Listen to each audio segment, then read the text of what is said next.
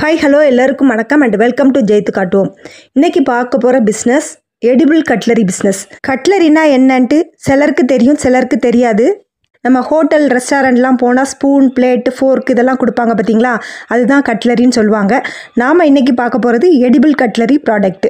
Edible கட்லரியில் என்ன special அப்படின்னு நீங்கள் பார்த்தீங்கன்னா, இது ஃபுல் அண்ட் ஃபுல் தானியங்கள், வெஜிடபிள்ஸ், மில்லட்ஸ் இதனால் செய்யப்பட்டது.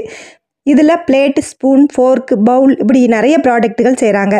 என்னென்ன தானியங்களில் செய்கிறாங்கன்னா, அரிசி மாவு, கோதுமை மாவு, சோயா, ராகி, கம்பு, பார்லி இப்படி நிறைய தானியங்களில் செய்கிறாங்க.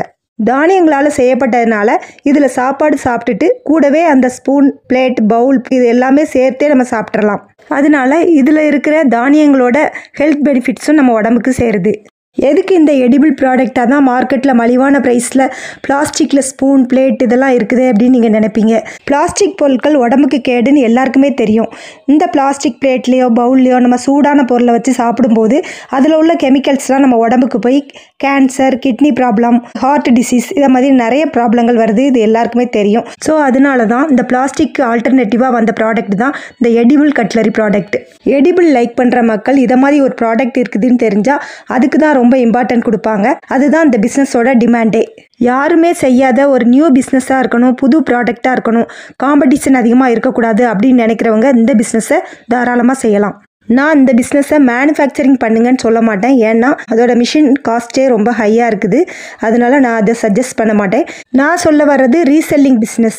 ஹோல்சேல் டீலர்ட்டேருந்து மொத்தமாக வாங்கி அதை நீங்கள் ரீசெல் பண்ணலாம். இந்த ப்ராடக்ட் எல்லாமே உங்களுக்கு இந்தியா மார்ட் வெப்சைட்டில் போய் பார்த்தீங்கன்னா கிடைக்குது. Ice cream bowl, spoon, fork, plate இப்படி எல்லா ப்ராடக்ட்டுமே கிடைக்குது.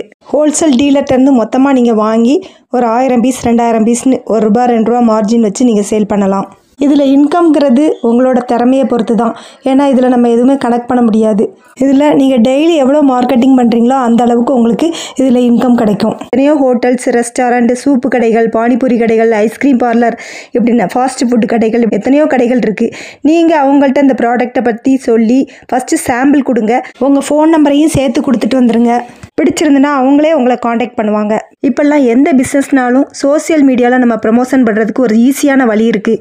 நம்மளோட வாட்ஸ்அப் குரூப்பு, இன்ஸ்டாகிராம், ஃபேஸ்புக் இதிலெல்லாம் கூட நம்ம ப்ரமோஷன் பண்ணால் அது வழியாக நிறைய ஆர்டர்ஸ் நம்மளுக்கு வர ஆரம்பிச்சிடும். ஏதாவது புது ப்ராடக்ட் பிஸ்னஸ் பண்ணணும்னு நினைக்கிறவங்க இந்த பிஸ்னஸை ட்ரை பண்ணி பார்க்கலாம். ஏன்னா பிளாஸ்டிக்கே நம்ம கவர்மெண்ட்டே தடை பண்ணிக்கிட்டு வருது. நம்ம ஃபுட்டெல்லாம் சாப்பிட்டுட்டு தூக்கி போடுற பிளாஸ்டிக் வேஸ்டேஜே டன் கணக்கில் மக்காத குப்பையாக நம்ம பூமியில் சேர்ந்துக்கிட்டே இருக்குது. இதெல்லாம் ரீசைக்ளிங் கூட பண்ணுறதில்ல. இதெல்லாம் நம்ம என்வரான்மெண்ட்டுக்கு ரொம்ப ரொம்ப கெடுதல் உண்டாக்கக்கூடியது. நம்ம அடுத்த ஜென்ரேஷனுக்கும் நம்ம கேடை தான் உருவாக்கிட்டு போகிறோம். அதனால அதுக்கு ஆல்டர்னேட்டிவாக இப்படி ஒரு எடிபிள் ப்ராடக்ட் இருக்கிறத எல்லாருமே வரவேற்பாங்க. ஓகே ஃப்ரெண்ட்ஸ், இன்றைக்கி ஒரு சூப்பரான ஒரு பிஸ்னஸ் பற்றி பார்த்தோம். இந்த பிஸ்னஸ் உங்களுக்கு பிடிச்சிருக்கும்னு நினைக்கிறேன். வீடியோ பிடிச்சிருந்துன்னா லைக் பண்ணுங்கள், மறக்காமல் சப்ஸ்கிரைப் பண்ணுங்கள். இந்த வீடியோவை நிறைய பேருக்கு ஷேர் பண்ணி விடுங்க. Thanks for